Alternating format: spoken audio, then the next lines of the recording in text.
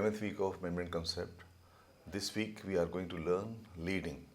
I'm Professor Nawab Ali Khan, and in this week I will be telling you all important aspects connecting with the leading. Leading is one of the important functions of management students, and here I will be providing you a comprehensive idea about the different aspects relating to leading.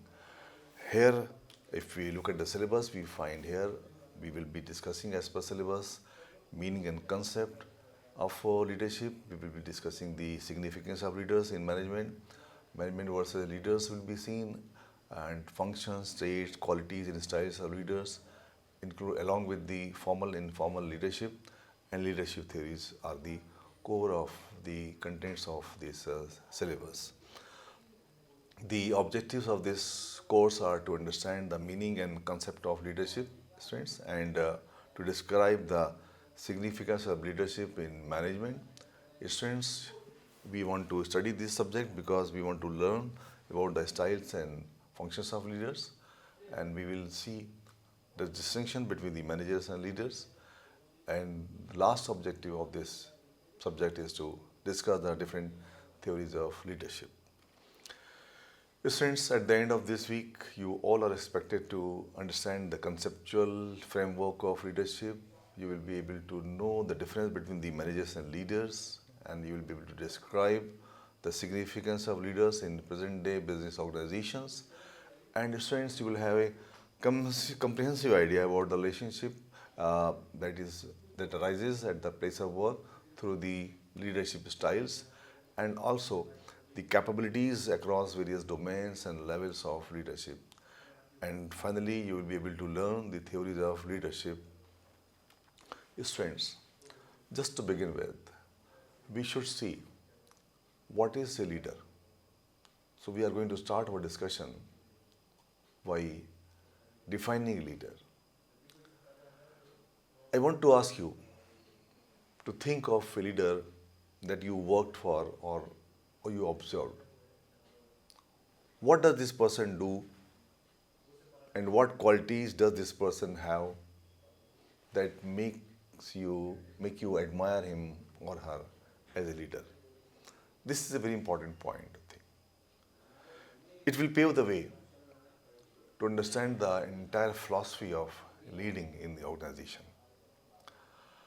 So students, one thing is coming to my mind now to inquire about, that is leadership a position of office or authority? Or is leadership an ability in the sense that he is a leader because he leads? This is something which we have to think about. Leadership is an ability in a sense that he is a leader because he leads. Is it the logic? Or a leader by meaning is one who goes first and leads by example, so that others are motivated to follow him. Students, one more thing is there that I want to tell you in the beginning, that to be a leader, a person must have a deep-rooted commitment to the goal, that he will strive to achieve even if nobody is following him. Students, when it comes to leadership, a common man thinks of the politicians as leaders. Politicians, of course, are leaders. But the leadership we are referring here is about the administrators. It is about the organizations where we will see that who are termed as leaders. So it is not the political leaders or religious leaders we are talking about. We are talking about the administrative leaders. So now again a question, just to go ahead, that who is a leader? Who is a leader means a person who influences a group of people towards the achievement of a goal. A leader is one who knows the way, goes the way, and shows the way. John C. Maxwell has said this, which means this leader is someone who has a lot of influencing power, and the main motive here is to achieve the goals. The leader is one who tries to bring about some awakening, understanding in the minds of the subordinates that the individual goals are merged with the goals of organization. Individual goals and the goals of organization are not going to be different. In order to ensure that the organizations prosper, flourish, diversify, expand the size of their horizon, it is necessary that the individuals who are the backbone of organization should not have their personal goals. Goals of individuals should be the goals of the organization. And students, now, if you understood this point, you can say one thing. I can tell you one more thing here is that if your actions inspire others to dream more, learn more, do more, and become more, you are a leader. The leader is one whose actions inspire others to dream more, learn more, do more, and become more. It is something very important. Friends, the word leader is composed of 6 letters: L, E, A, D, E, R. These 6 letters of English language completely explain that what is a leader. L, for example, stands for learn to be strong. E, empower the people. A, ask questions. D, delegate. E, example setter. And R for reward and recognition. This is something on which our entire discussion is going to be based. That how a leader leads, how a leader makes people strong or becomes strong himself also, how he empowers the subordinates working under his patronage, and how he asks the questions.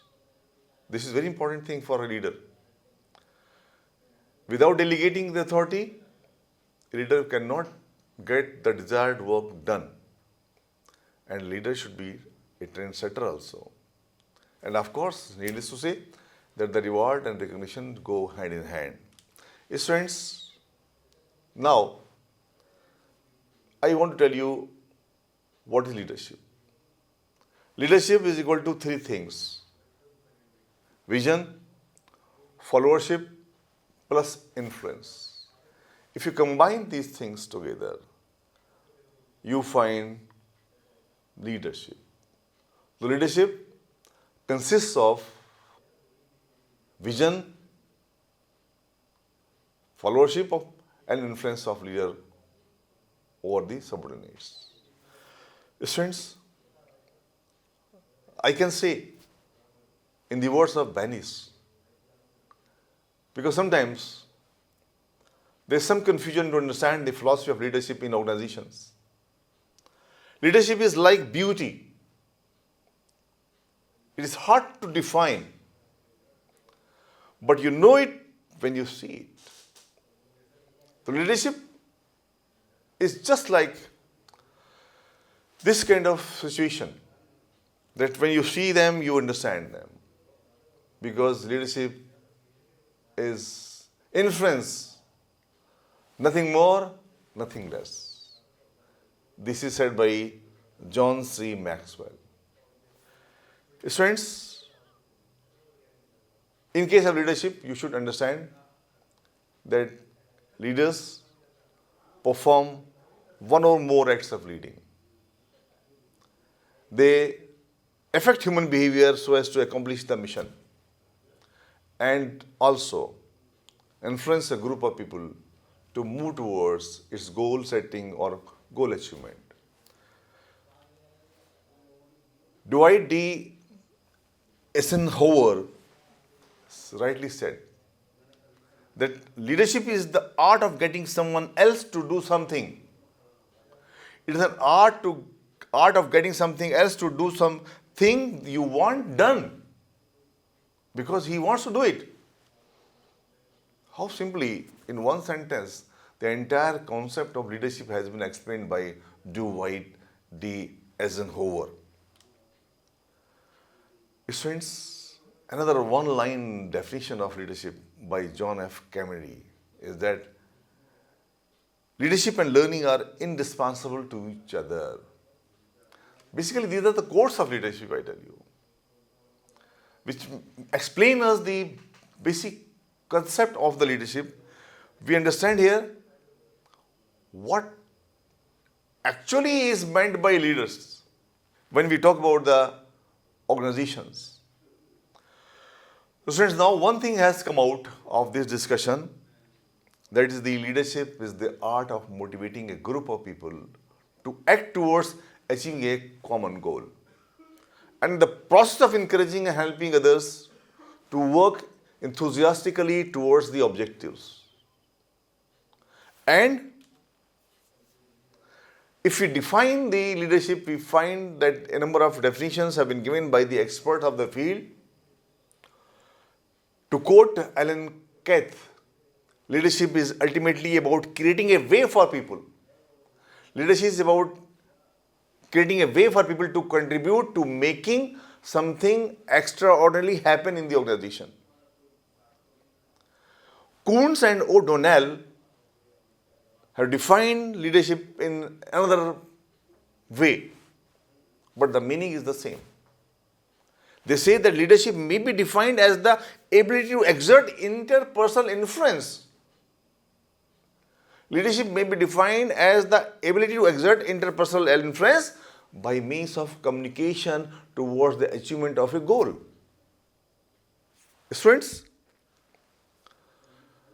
if we look at the essence of leadership in the light of these definitions, in the light of this conceptual clarity, we have come to this point that leadership simply refers to ability of one individual to influence others.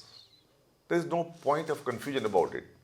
What I have been discussing in this session is clearly about the abilities of one individual to influence other individuals who are called as a group. The influence is the exercise. Why this influence is required? This influence is required to change the behavior of the others. We want to influence others. Why we want to influence them? Because it will change their behaviors. And the change of behavior is caused by an objective of achieving a shared goal. And students, the person who is influencing others, I mean the leader possesses a set of qualities or characteristics with which he or she will influence others. In the forthcoming discussion, in the coming sessions, you will see that what are the qualities, what are the characteristics that the leaders possess in them, by which they inspire others. Students, leadership is a group phenomenon. You should understand here, in simple language, that leadership involves interaction between two or more people. It is never an individual activity. Leader is an individual, but he will lead to the group of people. In this way, one question is coming to my mind. And what do you think about this question? A leader need not be a manager, but a manager must have many qualities of a good leader. How nicely one can think about this. A leader need not be a manager. But a manager must have many qualities of a good leader. So friends, what do you think about it? I hope you got the idea. You got my message clear that a leader need not be a manager, But a manager must be a leader, must possess all qualities of a leader to lead the organizations. Because students, leaders are strategic thinkers. Leaders look forward and create visions. They challenge, they motivate, and they inspire.